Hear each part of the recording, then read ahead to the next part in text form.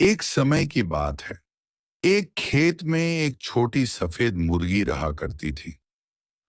वह बहुत ही मेहनती थी। उसके घर के पास ही एक खरगोश और एक बंदर रहा करते थे। ये दोनों बहुत आलसी थे। इसके बाद भी इन तीनों में बहुत अच्छी दोस्ती थी। कई बार बंदर और खरगोश छोटी सफेद मुर्गी का फायदा उठाते थे।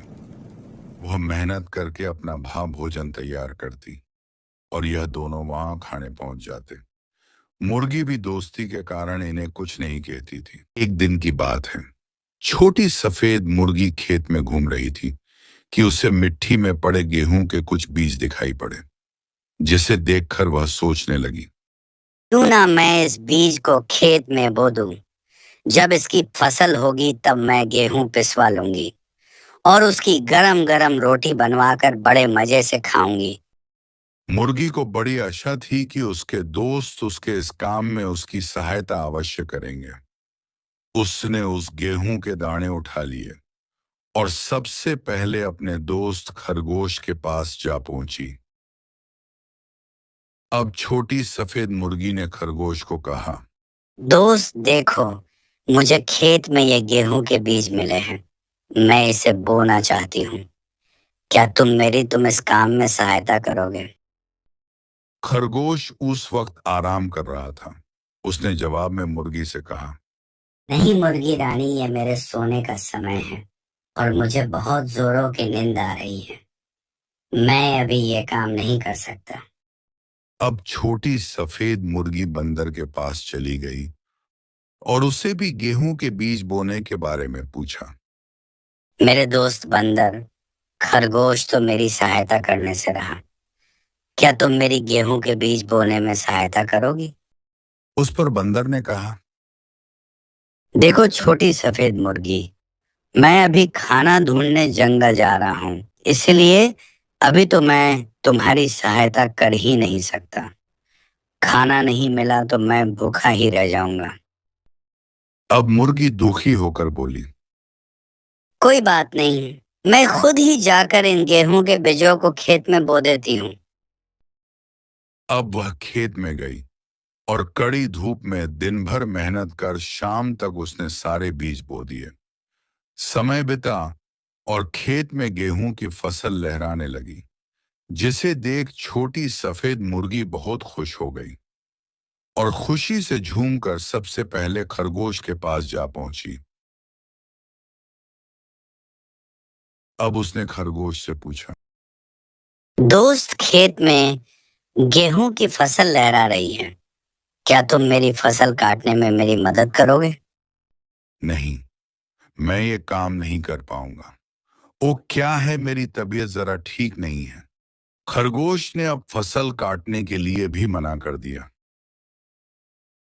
अब छोटी सफेद मुर्गी बंदर के पास जा पहुंची, जो नहाकर आया था और बड़े आराम धूप सेक रहा था।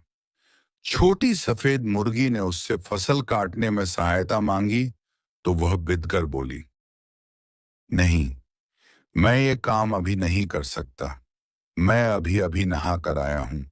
मैं वहां धूल मिट्टी में गंदा हो जाऊंगा। छोटी सफेद मुर्गी दुखी होकर वहां से चली गई और सीधे अपने खेत में जा पहुंची। वहां उसने अकेले ही फसल की कटाई की। फिर अगले दिन उसने सोचा कि क्यों ना मैं इन गेहूं को पिसवा लूं। गेहूं पिसवा लूंगी तो आटा रोटियों बनाने के काम आ जाएगा। वह फिर खरगोश के पास जा पहुंची और कहने लगी। दोस्त, तुम चलो ना मेरे साथ आटा पिसने। मुझे रोटी बनाने के लिए गेहूं पिसना है। छोटी मुर्गी प्लीज, तुम मुझे ऐसे काम ना बोला करो। मैं इन सब कामों के लिए नहीं हूँ। खरगोश ने आटा पिसवाने के लिए भी मना कर दिया। फिर जब छोटी मुर्गी बंदर के पास जाकर गेहूं पिसवाने में मदद मांगी तो बंदर ने कहा। आटा चक्की से उड़ने वाले आटे से मेरे शरीर गंदा हो जाएगा। नहीं नहीं, मैं तो नहीं चक्की से आटा पिसने वाली। अभी दुखी छोटी सफेद मुर्गी अकेली ही चक्की से गेहूं पिसने लगी। फिर अगले ही दिन वह रोटी बनाना सोची और वह अपने दोनों दोस्तों के पास पहुंची। दोनों खेल रहे थे। मुर्गी ने उन दोनों से पूछा, दोस्तों, क्या तुम मेरी रोटी बनाने में मदद करोगे? दोनों एक साथ बोले, नहीं। हम दोनों को तो रोटी बनाना आता ही नहीं। फिर छोटी सफेद मुर्गी ने अकेली ही जाकर रोटी बनाई। जब गर्मा गर्म रोटियां तैयार हुई तब वह रोटी लेकर बंदर और खरगोश के पास पहुंची और उन्हें रोटियां दिखाते हुए बोली, अब बताओ कि रोटियां कौन कौन खाएगा? दोनों एक साथ बोले, हम। नहीं, इन रोटियों के लिए सारी मेहनत मैंने की है, इसलिए मैं ही सारी रोटियां खाऊंगी। और मुर्गी मजे से सारे रोटियां खाने लगी। बंदर और खरगोश ने कोई मेहनत नहीं की थी, इसलिए वह छोटी सी सफेद मुर्गी का मुंह देखते रह गए।